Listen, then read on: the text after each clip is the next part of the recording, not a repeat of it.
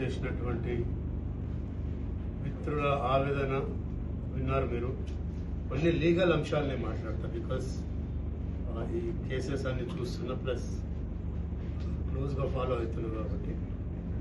ఏంటంటే last 20-30 years నుంచి ఇప్పటిదాకా బీసీసీఐ వాళ్ళు ఎప్పుడు కూడా జిల్లాలలో కోచింగ్ క్యాంప్స్ కండక్ట్ చేయలేదు, ప్లేయర్ సెలెక్షన్ చేయలేదు, ఇన్ఫ్రాస్ట్రక్చర్ లేదు, స్టేడియంస్ అసలు లేవు, కోచెస్ లేరు. But all these years they are claiming amount from the BCCI saying that we are conducting tournaments in districts. అసలు ఎప్పుడు చేయలేదు ఇప్పటిదాకా, గత 30-40 ఏళ్ళుగా. తద్వారా జిల్లాలో ఉన్నటువంటి హైదరాబాద్ సిటీ కన్నా ఎక్కువ టాలెంట్ ఉన్న పిల్లలు అనేక జిల్లాల్లో ఉన్నారు, అది అందరికీ తెలుసు.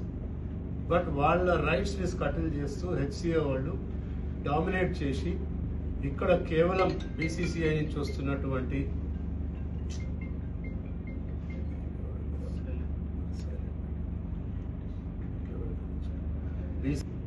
నిధుల మీదనే ఇంట్రెస్ట్ ఉంది తప్ప ఈ హెచ్సిఏ పదాధికారులు ఎవ్వరు కూడా జిల్లాలలో డెవలప్ చేయట్లేదు.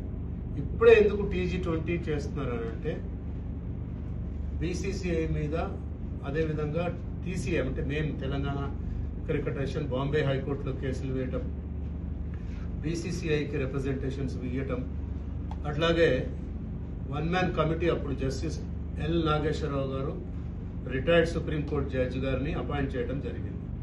ఆయన ఈ హెచ్సిఏలో ఉన్నటువంటి 57 క్లబ్స్ ఇల్లీగల్గా నడుపుతున్నారు, కేవలం ఓట్ల కోసమే వాళ్ళు నడుపుతున్నారు, వాటన్నిటిని కూడా సస్పెండ్ చేయమన్నారు. ఇప్పటిదాకా చేయలే, బికాజ్ వాళ్ళ ఇంట్రెస్ట్ అంతా ఓట్లు వేయించుకోవాలి, అధికారంలోకి రావాలి. ఇక్కడ ముఖ్యంగా గతంలో కేటీఆర్ డైరెక్ట్ ఇన్వాల్వ్ అయ్యి వాళ్ళ మనుషుల్ని ప్రెసిడెంట్గా చేసుకున్నాడు, జగన్మోహన్ రావుని. ఆ రావు ఈ రావు కలిసి ఒక రావుని పెట్టారు, ఆ రావు సస్పెండ్ అయిపోయినాడు, జైలుకు పోయినాడు. అదే పొరబడి ఇప్పటికీ ఈ ముఖ్యమంత్రి రేవంత్ రెడ్డి గారికి చెప్తున్నాడు, అయ్యా నువ్వెవరో జగన్మోహన్ రెడ్డి అని ఒకరిని పెట్టుకున్నావు, ఎవరో రికమెండ్ చేస్తే, బట్ ఇప్పటికీ టీఆర్ఎస్ఏ నడిపిస్తుంది హెచ్సిఏ, అది గుర్తుంచుకోండి దయచేసి. This is not HCA, TRS HCA వాళ్ళే నడుపుతున్నారు ఇప్పటికీ. అట్లీస్ట్ నేనేమంటున్నా అంటే జిల్లాలలో ఉన్నటువంటి ప్లేయర్స్ని రికగ్నైజ్ చేసి వాళ్ళ అభివృద్ధి కోసం పాటుపడండి, ఫస్ట్ పాయింట్. ఇంకోటి ఏంటంటే రూల్ 31 బీసీసీఐ ఏం చెప్తుందంటే ఈవెన్ హెచ్సిఏ గనక ఏదైనా టోర్నమెంట్ కండక్ట్ చేస్తే వాళ్ళ అనుమతి తీసుకోవాలి కంపల్సరీగా. ఇప్పుడు ఈ TG20 అనేది 2020 పెడుతున్నారు హెచ్సిఏ వాళ్ళు. ఇట్ ఈస్ అన్రికగ్నైజ్డ్, దానికి పర్మిషన్ కూడా ఇవ్వలేదు ఇప్పటిదాకా. ఉంటే చూపియండి. What I'm demanding is HCA ఉంటే చూపియండి మీరు ప్రజలకి. చూపించకుండా ఇప్పుడు ఏమవుతుంది, వాళ్ళు ఒక రంగురంగుల అదేది ప్రెస్ మీట్లు పెట్టి అడ్వర్టైజ్మెంట్ చేసి టీవీలో వచ్చే అడ్వర్టైజ్మెంట్ డబ్బులు తినటం తప్ప ఎవరైతే పాల్గొంటారో రూల్ 31(3) కనుక అతిక్రమిస్తే ఆ ప్లేయర్స్ అంతా సస్పెండ్ అయిపోతారు, జిల్లాల నుంచి వచ్చి పార్టిసిపేట్ చేసిన వాళ్ళది. ఇది చాలా ఇంపార్టెంట్ అండి. కైండ్లీ ఎన్లాజ్ దీని మీద కొంచెం మీరు ఎక్కువ ఫోకస్ చేసి చెప్పండి. బికాజ్ వాళ్ళకేముంటుంది, హెచ్సిఏ వాళ్ళు టోర్నమెంట్ కండక్ట్ చేస్తున్నారు, మేము వచ్చి పార్టిసిపేట్ చేస్తున్నాము, మాకు సెలెక్షన్ వస్తుంది అని అనుకుంటారు ఎవరు పాపం జిల్లాల నుంచి వచ్చిన వాళ్ళు. బట్ ఇక్కడ they are violating the rule 31(3). క్లియర్గా మెన్షన్ చేసి ఉంది, any association of state body conducts any tournament they need to take permission from BCCI, which was not done so far. So ఇవన్నీ ఉన్నాయి. అదే కాకుండా రీసెంట్లీ హైకోర్టు ఒక order ఇచ్చింది.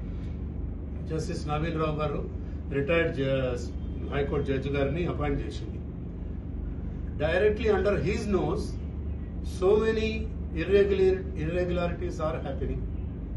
మరి ఆయనకు తెలుసో లేదో నాకు తెలియదు. అండ్ ఇంకొకటి, ఆ మధ్య ప్రెస్ మీట్ పెట్టి ఫిలిం యాక్టర్స్ని వాళ్ళని పిలిచారు. అందులో మా ప్రస్తుత డీజీపీ గారు సివి ఆనంద్ గారు కూడా పిలిచడం జరిగింది. himself is a cricket player.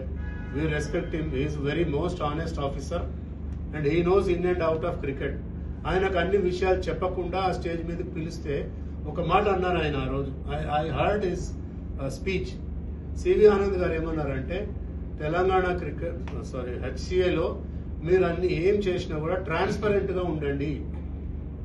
మీరు వినండి కావాలంటే గతంలో సివి ఆనంద్ గారు ఇచ్చిన స్టేట్మెంట్ అది. అంటే ఆ మాట ఆయన అన్నారంటే ఆయన కూడా వార్నింగ్ ఇచ్చినట్టే కదా. అరే బాబు, హెచ్సిఏలో మీరు జాగ్రత్తగా పనిచేయండి, తెలంగాణలో ఉన్నటువంటి జిల్లాల నుంచి వచ్చే ప్లేయర్స్ ని వాళ్ళ ఇంట్రెస్ట్ రక్షించండి అని చెప్పగానే చెప్పారు ఆయన ఆనంద్ గారు. ఆనంద్ గారిని కూడా రిక్వెస్ట్ చేస్తున్నా, kindly go through the recommendations of supreme court retired justice L Nageswara Rao. Garu స్పష్టంగా చెప్పారు ఏమేమి అవకతవకలు జరుగుతున్నాయి, ఏ విధంగా వీళ్ళు తెలంగాణ హైదరాబాద్ క్రికెట్ అసోసియేషన్ పేరు మీద కోట్ల రూపాయలు లూటీ చేస్తున్నారు and contrary to the interest of Telangana cricket. So ఇవన్నీ జరగకుండా కాపాడాల్సిన బాధ్యత జస్టిస్ నవీన్ రావు గారి మీద ఉంది. మేము కూడా డిమాండ్ చేస్తున్నాం. My humble earnest request to justice Naveen Rao garu, please kindly look into the matter. Telangana జిల్లాలో ఉన్నటువంటి ప్లేయర్స్ కి న్యాయం చేయాలని చెప్పి మేము కోరుతున్నాం. ఇంకా చివరిగా మేము ఇప్పటిదాకా అనేక కేసులు బాంబే హైకోర్టులో, ఇక్కడ తర్వాత మొన్న వచ్చిన ఒక హైకోర్టు ఆర్డర్ని, ఇప్పుడు వెకేషన్ నడుస్తుంది మాకు హైకోర్టు, మీ అందరికి తెలిసి ఉంటుంది. హైకోర్టు వెకేషన్ అయిపోగానే సింగిల్ జడ్జి గారు ఇచ్చిన ఆర్డర్ని ఛాలెంజ్ చేస్తున్నాం మేము డివిజన్ బెంచ్లో. ఛాలెంజ్ చేసి దాంట్లో కొన్ని తప్పులు ఉన్నట్టు చూసాము, దాన్ని కూడా ఛాలెంజ్ చేస్తాము. ఖచ్చితంగా ఏదైతే వెకేషన్ అయిపోతుందో ఫస్ట్ వీక్లోనే మేము హైకోర్టు స్టార్ట్ కాగానే దాంట్లో కూడా రిట్ అప్పీల్ వేయబోతున్నాము. మా కోరిక అంతా ఒకటే. ఇంతకుముందు మిత్రులు చెప్పారు, సౌరాష్ట్ర గుజరాత్లో 3 ఉన్నాయి, మహారాష్ట్రలో 3 అసోసియేషన్స్ ఉన్నాయి, చాలా రాష్ట్రాల్లో 2-3 కూడా ఉన్నాయి. Why not in Telangana? Despite BCCI recommendations, despite Bombay high court rulings, ఇప్పటిదాకా ఒక్క మీటింగ్ కూడా కండక్ట్ ఎందుకు చేయలేదు? టీసీఏని పిలిచి మాట్లాడమని డైరెక్షన్ ఉంది, చేయట్లేదు. సో ఇది నిజంగా మీకు చిత్తశుద్ధి ఉంటే హెచ్సిఏకి జిల్లాలలో ఉన్నటువంటి టాలెంట్ని వెలికి తీయండి, ఇన్ఫ్రాస్ట్రక్చర్ పెంచండి. అంతేగాని ఎంతసేపటికి ఆ ప్రెసిడెంట్ పోయినాడు, ఈ ప్రెసిడెంట్, ఈ సెక్రటరీ పోయి మా పార్టీ వాడు ఉంటే చాలు అనుకోవటం చాలా తప్పు. మళ్ళీ ఒకసారి రేవంత్ రెడ్డి గారు ముఖ్యమంత్రి గారిని కోరుతున్నాను, తెలంగాణ బిడ్డవి, young, you are also a player, is a football player. ఆయన ఆ మధ్య ఎవరో మెస్సీని పిలిచి ఇక్కడ టోర్నమెంట్ ఏదో కండక్ట్ చేశాడు. We appreciate that. బట్ క్రికెట్కి అన్యాయం జరగకుండా చూడాలి. That is my demand. Thank you.